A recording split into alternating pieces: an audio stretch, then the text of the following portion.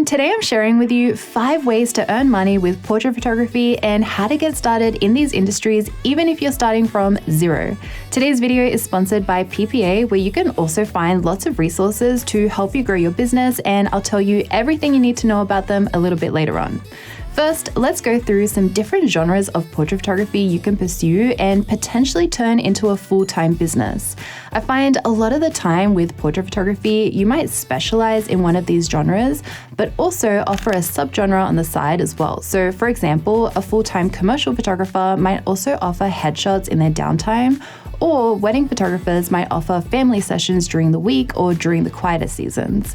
If you're interested in doing portrait photography full-time, hopefully this video can give you some ideas on how you can achieve that. And for each of these genres, I know personally several photographers who rely on this style of photography full-time. So first we have headshot photographers. A headshot is a photo of a person's face, usually including a little bit of their shoulders in the frame. The goal of a headshot is to create a clear image that showcases the person's personality and character. And these photos are usually used in a professional context, such as for actors, models, musicians, business owners, corporations, and other individuals or businesses who need to promote themselves and their careers. A downside to a headshot business is there are some overheads you need to take into account, as you will need to have access to or to own your own studio space for these sessions. While it's interesting to be able to provide some headshot options which are shot outdoors against different kinds of backdrops with natural lighting, a headshot with a white or black backdrop and studio lighting is the industry standard, but this can be a great business to have, and with a studio, it also gives you options to offer other services like commercial or fashion photography to potential clients. Next, we have solo portrait sessions and senior portraits. These are similar to headshots, but I find some people will often get in touch with me when they want creative photos of themselves rather than a more traditional portrait like a headshot. These clients can still be professionals like actors, musicians, and small business owners, but you also have the option of photographing people who just want to do a fun photo shoot to have some nice photos of themselves. We don't do this in Australia, but I see in the US, senior portraits are very popular, which again is a photo shoot where you set out to create creative portraits of someone. This one is a bit more niche, but falls under the same category, and that's taking photos of social influencers. Sometimes they will hire photographers to shoot all their content for them, which I have also done before, and it's a really fun experience where you get to photograph in a lot of different creative scenarios.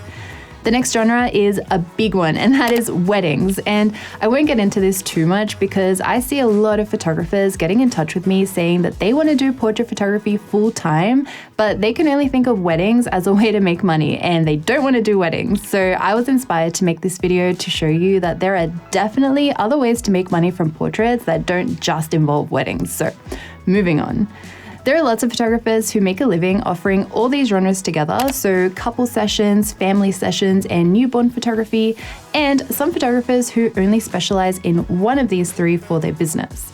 I also want to add in pet photography is technically also portrait related and something you can offer. And yes, I do know someone who does only pet photography full time, and I'm a little bit jealous of them. Finally, we have commercial photography, which is a very broad umbrella with lots of ways that you can specialize within this. So you have things like lifestyle portraits and travel campaigns, for example. I have the most experience with fashion photography. Within that, you could be doing campaigns, editorials, and e-commerce. I personally really love shooting campaigns as you get to be super creative and work with all these wonderful teams. A fashion campaign means to capture images that promote the brand's vision while showcasing their products in a creative way. These photo shoots are usually done out on location and require a large team of people, including a photographer, models, hair and makeup, wardrobe styling, set styling, location scouters, and the list goes on depending on what the shoot requires. While that work is really amazing, realistically, you'll be doing campaigns every once in a while, and day in and day out, jobs like e-commerce, beauty photography, product photography are more common and will be your bread and butter.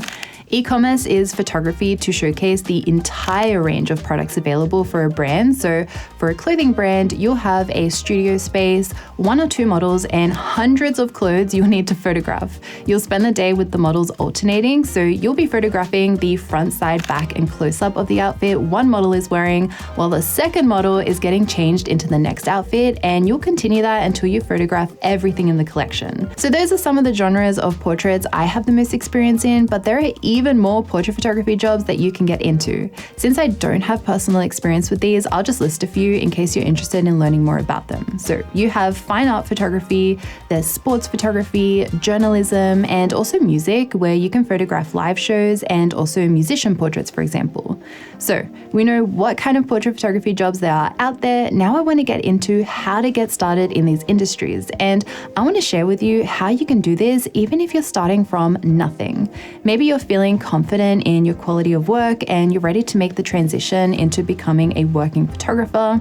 Maybe you are already an established photographer and you're wanting to transition from one genre to something new, or introduce a secondary style of work to increase the amount of clients you can take on. Before we get into that, I want to let you know more about the sponsor of today's video, the Professional Photographers of America, who are an online community where you can find heaps of benefits that are essential if you run your own photography business. As a PPA member, you can protect your photography equipment with up to $15,000 worth of coverage, protection from damage, forced entry theft, and have access to data loss recovery. They also have resources to help you get started with your new or established photography business, like customizable contracts, pricing guides, portfolio reviews, marketing templates, and heaps more. So if you want to learn more about PPA, make sure to use the link in my description to get a discount on your membership. So step 1 is to start building a portfolio. You can't book any jobs unless you have something to show for yourself. While you can have any genre of photography in your book, ideally you want to focus on creating a body of work in the genre you want to be hired for.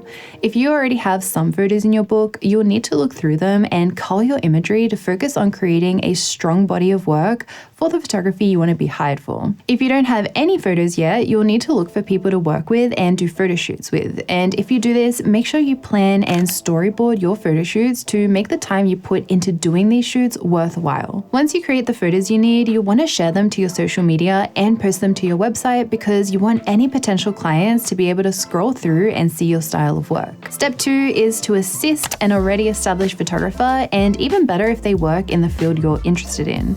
You will be able to learn so much from assisting work, and this is extremely valuable to make your learning curve into doing this full-time much smoother and quicker. When I first decided to start making the transition into doing photography for my career, even though I was interested in fashion photography, I was assisting a headshot photographer, and eventually I was also assisting and second shooting for a wedding photographer. Although those genres are slightly different to fashion, I was still able to learn so much from these two photographers that helped me with my own business. You will be able to learn things like how to make bookings, how to find clients, how to market and run a business, how to deal when things go wrong, how to manage a team, how to plan and organize clients, and the list just goes on and on and on. The third thing you want to think about doing is networking. And I'm sure you've heard this before, and to be honest, I didn't quite understand what this meant or the significance of this when I first started doing photography, but networking basically means to get to know people in the industry and get them to know you as well. Many genres of photography can be extremely competitive. You have a lot of photographers that have a great body of work, and sometimes what sets you apart are the relationships you've made. There are so many situations where this could come into play, such as a brand can't shoot with their regular photographer because they're already booked, so that photographer might recommend a few people they know to the brand. This could be you if you did a good job assisting them, or they got to know you because you got in touch with them a little while back. My final tip is, when you do get hired for a job, make sure you are professional. That basically means always arrive on time or early, deliver images on time, respond in a timely manner, be nice on set, work as a team to get the job done. You'd be surprised that sometimes even just being an easy and enjoyable person to work with is what can get you hired again and again. So you want to make it as easy as possible for people to recommend you and want to work with you again, because that basically means more jobs for you in the future. Let me know which one was your favorite tip in the comments, and don't forget to check out PPA, where you can get even more resources for your photography business by using the link in my description. But that is all I have for today's video. Thank you so much for watching. I make new videos every single week, so I'll see you all next time. Bye.